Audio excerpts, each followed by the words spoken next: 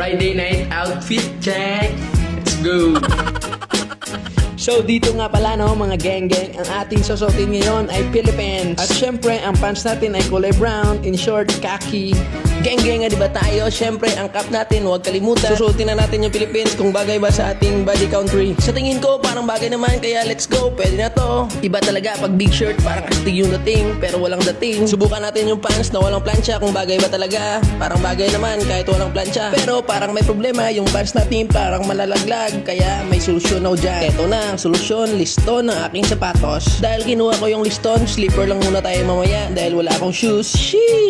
Sheesh glue. Dito parang okay na pero parang may kulang yung cap natin, kailangan nating suotin para perfect talaga yung dating. At syempre kahit walang sun, kailangan natin mag sunglass para yung mata natin may proteksyon. Dito parang okay na talaga pero parang may kulang pa para sa akin kaya ito lagyan natin ng kwintas na malaki, parang geng-geng talaga ang dating. Basic outfit lang pero ang lakas ng dating parang praning. Eto na, naglalakad na si kuya. Kung sa tingin mo pangit yung posisyon ng cap, palitan mo ng posisyon para makuha mo yung tamang direksyon. Geng-geng. Pag ito yung forma mo kahit wala kang arep, ang lakas ng dating parang rugby boy sa kanto. What's up mga mageng-geng, galingan nyo lang sa paglakad para yung dating nyo ang lakas. At huwag yung kalimutan ang baon nyong Tando Aidar. Mageng-geng, let's